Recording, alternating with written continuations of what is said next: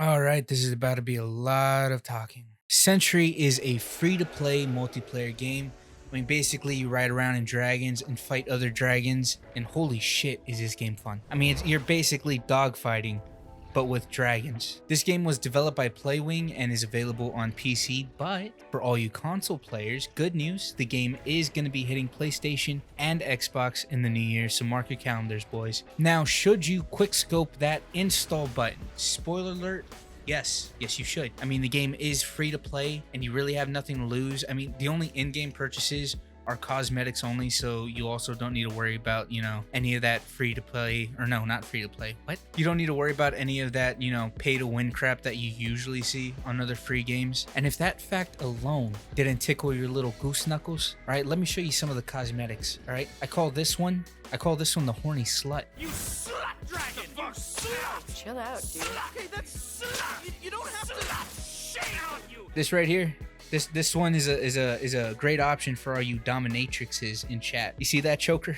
Now that's some straight up fire right there. No pun intended, of course. You can also get dragon eggs that you can hatch into baby dragons. Raise them, nurture them, and grow them into fine young specimen that, you kind of just condemned to a life of battling to the death. Just brutal stuff, really. Now let's touch on the basics of the game, all right? You have 3 different classes, all right? You have the Marauder, Windguard, and Phantom. Across the board, you have 2 main ways of attack, and that's with Fireballs and Dragon's Breath. However, there are additional perks for each different class, and there's layers to it, like an onion. You have your passive, your power and rage, and finally, your ability. Now, my favorite class, Windguard, all right? Can you guess why? It's really useful for supporting your team or assisting yourself if you're being chased by some asshole with a V for Vendetta. With Windguard, your passive is that you are less affected by shockwaves and negative status effects have a shorter duration. You can also heal your teammates with your power, and you also have 2 abilities to choose from. All right, you have the smoke trail, which is my personal favorite. You leave behind a toxic gas trail that damages enemies and prevents them from targeting you. Very useful. You also have blast, which is essentially just an exploding projectile that unleashes a shockwave. I mean, it's okay. I mean, it's useful at times, but I just don't think it's anywhere near as useful as the smoke trail. Next class is Phantom. All right, your passive is that you deal more damage to enemy shields, and you can also go invisible for a short period of time, which is only canceled if, the timer runs out or you're dealt damage. It's really useful as well. Not gonna lie, kind of OP at sometimes. Your abilities that you can choose from is Mine and Blast. Mine is basically exactly what it sounds like. It's a mine. You toss that bad boy somewhere unsuspe- Oh my god. You toss that bad boy somewhere Oh my god. Oh my fuck. You toss that bad boy somewhere unsuspecting and just wait for some dum-dum to go flying into it. Blast is just another exploding projectile. Again, it's okay, I feel like it's not as useful as mine, at least to me. Finally, we have Marauder. By far, my least favorite class. I mean, not to say that he's bad, but I mean, the other classes are just a little more useful in certain situations. The Marauder's passive is that eliminations and assists fully recharge your ability and power, and your Hunter's Mark marks an enemy that you can basically just fire unlimited fireballs at them. However, they do less damage than normal, but honestly, I mean, if you've got someone on your sights and you've got them with the Hunter's Mark, you can easily put them down in just like a couple of seconds. Trust me, I'm a very skilled YouTuber and I do this for a living, all right? I'm pretty good. Shit. I'm stuck. God damn it. Your 2 abilities that you can choose from are Frost Bolts, which is just projectiles that cause high shield damage and limits their steering, and Gust, which destroys all enemy fireballs locked onto you and makes you pretty much untargetable for a short while. Your stamina is also restored for every fireball you dip and dodge. Oh my god, I can finally breathe. Now let's move on to the next topic, shall we? Game modes. Game modes. So you have 3 main game modes, all with different layers.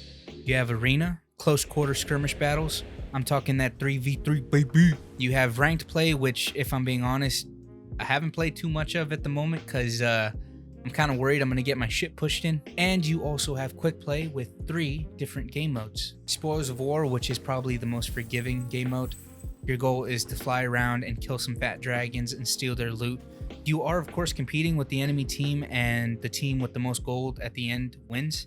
It's pretty straightforward and pretty fun. Next, you have Carnage. It's basically just team deathmatch. It's also really fun, and also I feel like a great way to just, I don't know, get in some practice as far as, you know, it's not as how do you say, stressful as skirmish, but also at the same time you're constantly fighting people, so it's also good for, you know, just practicing. Gates of Fire. This game mode is also pretty fun. It's very fast paced and a lot of focus on movement, which is pretty critical for this game. You basically compete with the team and fight over the flag and fly through the gates that are highlighted. You can, of course, kill the person with the flag and secure it for your team and fly through the gates. The first team to run through all the gates in one try or have the highest score at the end wins that round. In any case, the game modes are round based. At the moment, there's really only one negative thing that I'm kind of seeing floating around about this game, and that's that it's, you know, very difficult controls wise. If I am being honest, I mean, there is a little bit of a learning curve in the beginning. My first time playing was a little bit frustrating. I mean, I was smacking in the rocks left and right, all right? I mean, I still do a little bit, but it's really not that difficult to learn. It might even be easier on controller, honestly. I mean, in the beginning, you will definitely get shit on by pretty much everyone in the lobby, but I mean, once you get the controls down, it's pretty much just smooth sailing. I honestly kind of am surprised at how much I kind of like it. It kind of reminds me of Spider-Man a bit.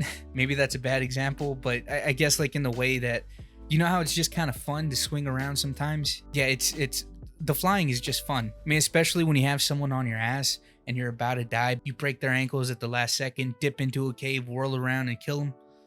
It's pretty cool. I think you should give it a try. I've been having a blast with it so far. You know what? I give it 4 out of 5 bbyEwics. How about that? All right, but you know what? That's enough for me. All right, let's see what the community thinks. Holy shit, this guy's writing a novel. Dragging these nuts. Yo, fucking get got, bro. What a dipshit. Anyways, that's all I got for this video. I kind of just touched on the surface of the game. I mean, there's a lot of different elements to the game, such as stamina, health differentiations, in general, just tips and tricks. So like and subscribe for more content, and let me know if that's something you want to see more of in the future. If Sentry doesn't turn out to be your thing, I play other games too, so stick around. Here's some more gameplay if you just want to give that a little look-see, and I'll see you in the next one. Peace out, papas.